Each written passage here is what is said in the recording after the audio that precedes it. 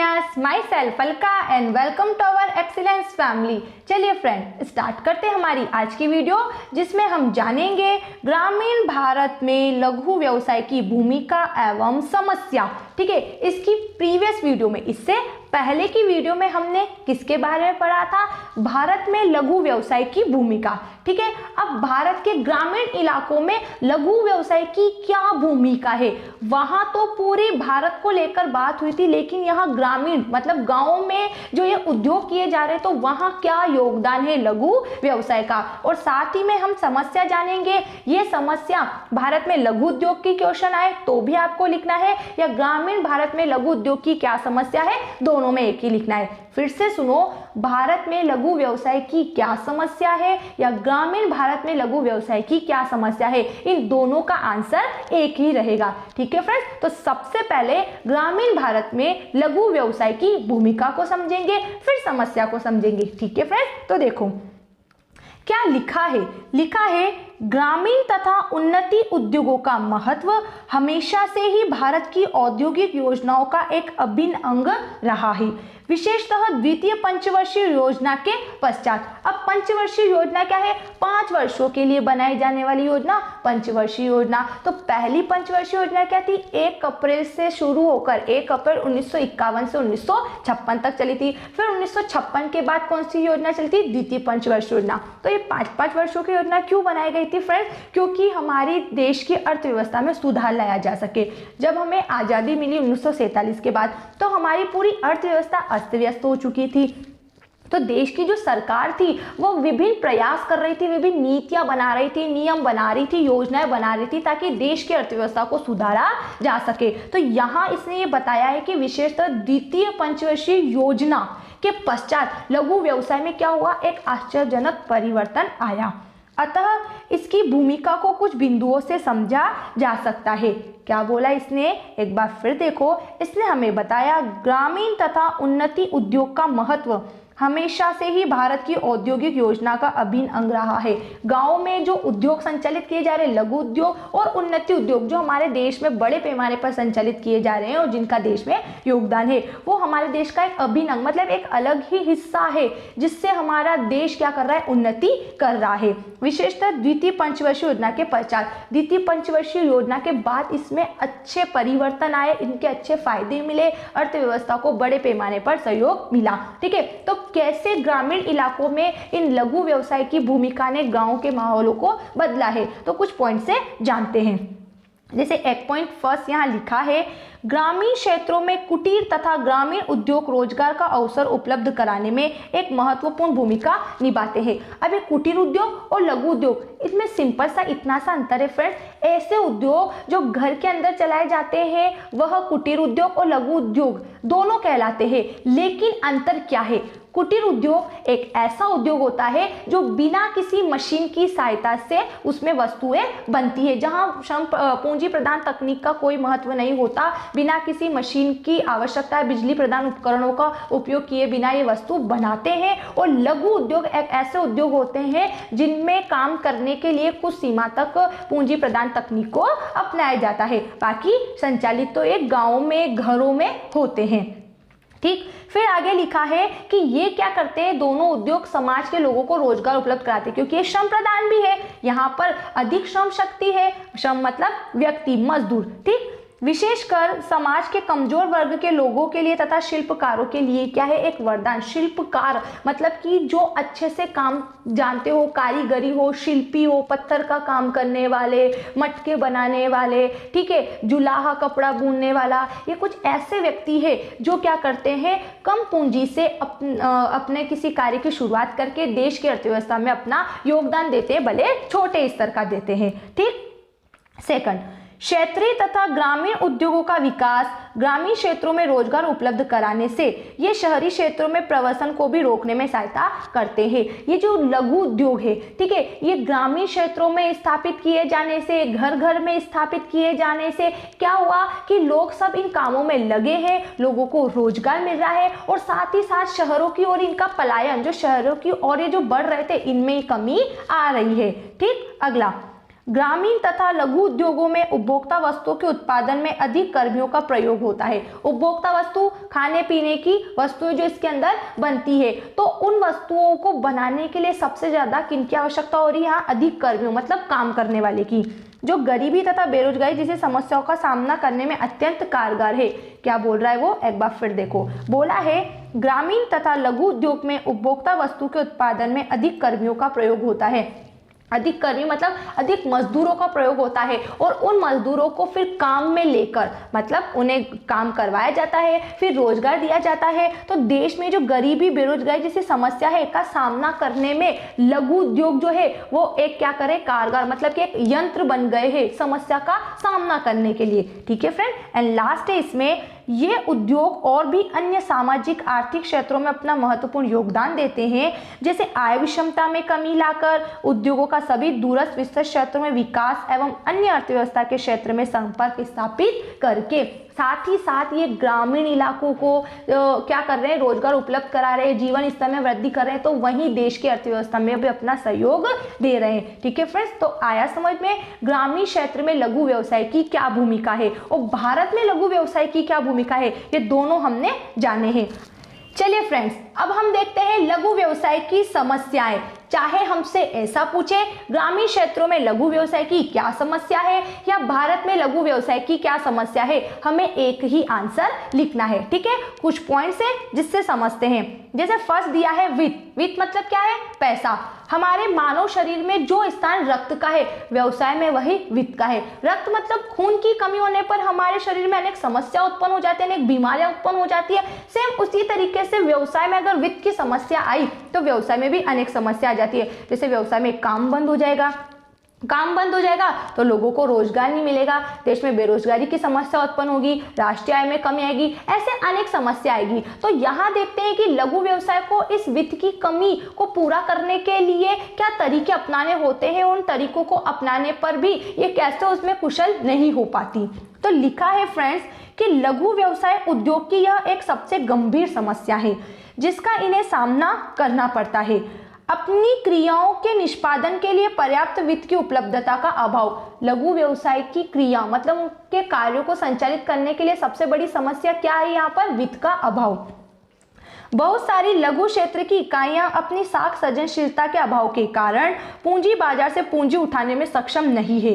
वे स्थानीय वित्त संसाधनों पर निर्भर करती है और उन्हें बार बार ऋणदाताओं के शोषण का शिकार होना पड़ता है। मतलब वित्तीय संस्था जो बैंक वगैरह होती है वो भी उनकी साख सृजनशीलता मतलब हो सकता है कि उन्हें जो ऋण चाहिए, अब बैंक तो ऋण देने के जब ऋण देती है तो जमानत के रूप में कुछ कागज मांगती है, तो ऐसी कंडीशन में वो उन औपचारिकताओं को पूरा नहीं कर पाते, तो अपने जो रिश्तेदार होते हैं या साहूकार महाजन लोग होते हैं उनसे जब ये ऋण लेते हैं तो उन्हीं का ये शिकार हो जाते हैं। ठीक है फ्रेंड्स, तो पहला समझ में आया वित्त की समस्या। अब सेकंड देखते हैं कच्चा माल। क्लियर है, जब पैसा ही नहीं है तो कच्चे माल को खरीदने में भी समस्या आ ही रही है। ठीक है, तो देखते हैं सेकंड पॉइंट में क्या लिखा है। लिखा है कच्चा माल प्राप्त करना लघु व्यवसाय की एक अन्य मुख्य समस्या है। जब इनकी आवश्यकता के अनुसार इन्हें कच्चा माल प्राप्त नहीं होता तो इन्हें इनकी गुणवत्ता के साथ समझौता करना पड़ता है। वस्तु को बनाने के लिए जो कच्चा माल चाहिए वो कच्चा माल वित्त की कमी के कारण ये प्राप्त नहीं कर पाते। फलस्वरूप वस्तु जो बनाते हैं उसकी गुणवत्ता में कमी करने लगते हैं, या फिर अच्छी किस्म के कच्चे माल के लिए इन्हें ऊंची कीमत देनी पड़ती है। साथ ही कम मात्रा में क्रय खरीद के कारण इनकी सौदा करने की शक्ति अपेक्षाकृत कम हो जाती है। क्या बोला? एक और अगर इन्हें कच्चा माल खरीदने के लिए पैसा नहीं है तो वस्तु की गुणवत्ता में इन्हें कमी करनी पड़ रही है। वहीं दूसरी ओर कच्चा माल बहुत सी बार ऊंची कीमत पर भी प्राप्त होता है क्योंकि इन्हें कम मात्रा में खरीदना है, और हमें मालूम है जब माल इकट्ठा खरीदा जाता है तो कुछ % हमें डिस्काउंट मिलता है, लेकिन इनके पास पूंजी कम होती है तो कम पूंजी के कारण ये कम मात्रा में वस्तु खरीदते हैं, इस कारण ऊंची लागत पर इन्हें कच्चा माल मिलता है। दो समस्या हो गई इनकी। फिर अगली समस्या है यहाँ पर प्रबंध कौशल। कौशल मतलब कुशलता, प्रबंध मतलब कोई काम लेने या करने का एक तरीका। तो हमारे देश में जनसंख्या तो है, काम करने के लिए हमें जनसंख्या मिल रही है, लेकिन कैसी? अकुशल, जिन्हें काम करना नहीं आता, जो कम पढ़ी लिखे हैं लेकिन काम करने के लिए कुशल व्यक्ति चाहिए। तो इस बारे में क्या बताया गया है देखते हैं। लिखा है लघु व्यवसाय सामान्यतः एक ही व्यक्ति द्वारा उन्नत तथा प्रतिचालित किए जाते हैं। जिसके पास आवश्यक नहीं है कि वह प्रबंध कौशल होना जो एक व्यवसाय को चलाने के लिए आवश्यक है। सामान्यतः लघु व्यवसाय चलाते तो सभी व्यक्ति, लेकिन उनको ऑपरेट कोई एक व्यक्ति करता है, मतलब कि गाइड कोई एक व्यक्ति करता है। तो आवश्यक नहीं है कि उसमें वो सारी कुशलताएं मिले जो व्यवसाय को लेकर होनी चाहिए, क्योंकि छोटे पैमाने का बिजनेस है, कम पूंजी के कारण हो रहा है, ठीक है। या हो भी सकता है कि उस व्यक्ति में कुशलता हो जाए, जो व्यक्ति व्यवसाय को चला रहा है उसमें सभी प्रकार की कुशलता है, उसके कर्मचारियों में ना हो, तो उसके कर्मचारियों में न होने के कारण उस समस्या को उस व्यक्ति को भी उठाना पड़ता है। उस समस्या से, उस अकुशलता की जो समस्या है उससे जो हानि होती है मालिक को भी उठाना पड़ती है।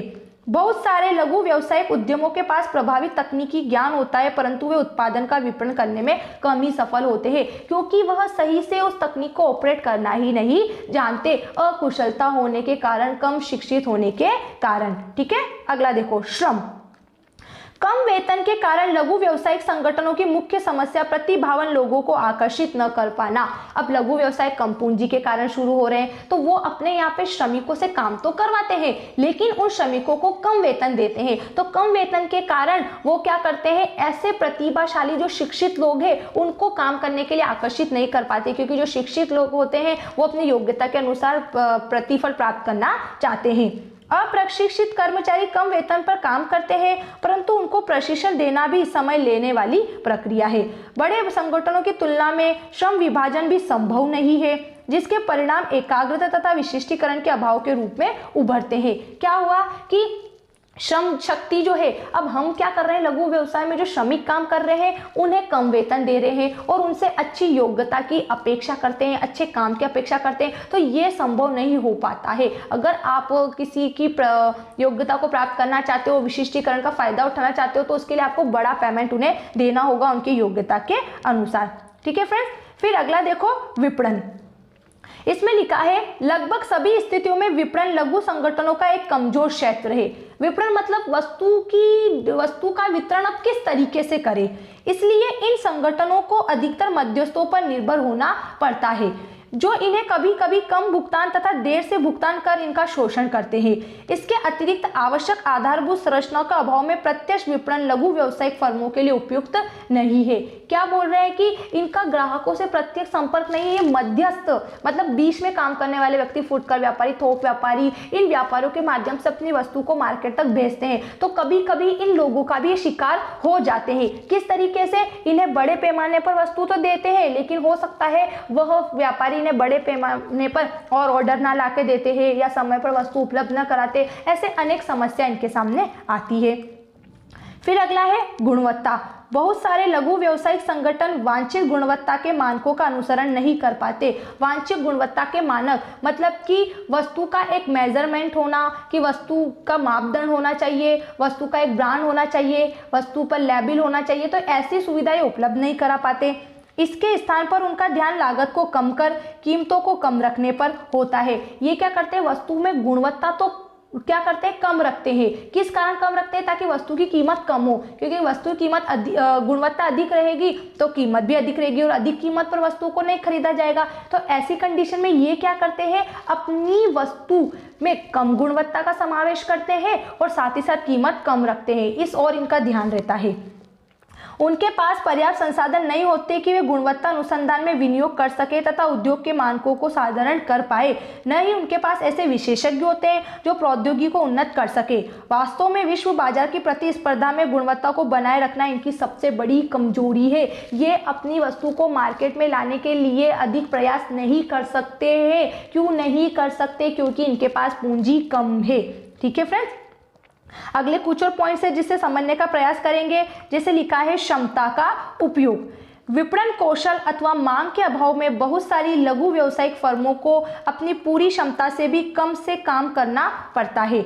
विपणन कौशल अथवा मांग के अभाव में बहुत सारी लघु व्यावसायिक फर्मों को अपनी पूरी क्षमता से भी कम में काम करना पड़ता है। इनकी मांग, जो वस्तुएं बनाते हैं उनकी डिमांड नहीं है, जनता खरीदना नहीं चाह रही है। तो ऐसी कंडीशन में इनके पास कौशल, कुशलता, श्रम सब है, लेकिन उन सबको ये व्यवसाय में नहीं लगा पाते, जिसके कारण परिचालन लागत बढ़ने लगती है। धीरे धीरे यह इन इकाइयों के बीमार होने का कारण बन जाती है। बीमार होने का मतलब इनके बंद होने की समस्या उत्पन्न हो जाती है, क्योंकि काम बंद हो जाता है और परिचालन लागत बढ़ जाती है, फैक्ट्री के दैनिक खर्च होते हैं, जिन श्रमिकों को आपने काम करने के लिए रखा है उन्हें काम देना पड़ता है। ठीक है फ्रेंड्स, अगला देखो, प्रौद्योगिकी मतलब टेक्नोलॉजी। लघु उद्योगों के परिप्रेक्ष्य में अक्सर पुरानी तकनीक का प्रयोग एक गंभीर कमी माना जाता है, जो परिणाम स्वरूप कम उत्पादक तथा खर्चीले उत्पादन के रूप में परिलक्षित होते हैं। पूंजी की कमी के कारण ये नई नई टेक्नोलॉजी को नहीं अपना पाते हैं, परंपरागत रीतियों से ही काम करते हैं, जिनके कारण बड़े पैमाने पर उत्पादन नहीं होता और समय धन अधिक लगता है। एंड लास्ट लिखा है इसमें बीमारी जिसको बोला जाता है सिकनेस। बीमारी के कारण आंतरिक तथा बाह्य दोनों ही है, मतलब बीमारी मतलब इनके बंद होने के कारण आंतरिक और बाह्य दोनों है। आंतरिक समस्याओं में कुशल तथा प्रशिक्षित कर्मियों का अभाव, प्रबंधन तथा विपणन कौशल, और कुछ बाह्य समस्याओं के अंतर्गत देरी से भुगतान, कार्यशील पूंजी की कमी, अपर्याप्त ऋण तथा उत्पादों की मांग का अभाव इत्यादि आते हैं। तो इसमें बोला गया है कि इन उद्योगों को बंद करने के दो कारण है, आंतरिक और बाह्य। आंतरिक कारण है कि संस्था के अंदर ही काम अच्छे से नहीं होना, और बाहरी कारण हो सकता है सरकार की नीति हो, ऋण लेने में किसी प्रकार की इनको समस्या आती हो, ठीक है, जनता की रुचि फैशन में परिवर्तन आना, ऐसी अनेक समस्या हो सकती है। ठीक है फ्रेंड्स, तो हमने जाना लघु व्यवसाय की क्या समस्या है। अब अगर आपको इसके किसी भी पॉइंट में लेकर कोई भी डाउट होता है तो जल्दी से डाउट को कमेंट्स बॉक्स में लिखकर दूर करना है। ठीक है friends, thanks for watching this video, bye bye.